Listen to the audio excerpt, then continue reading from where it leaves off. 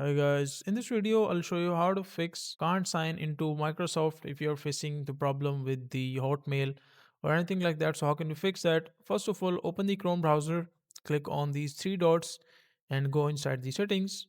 And once you're inside the settings, you just need to click on the third option, which is privacy and security. And inside the privacy and security, just go inside the browsing data, delete browsing data, click on more and all time.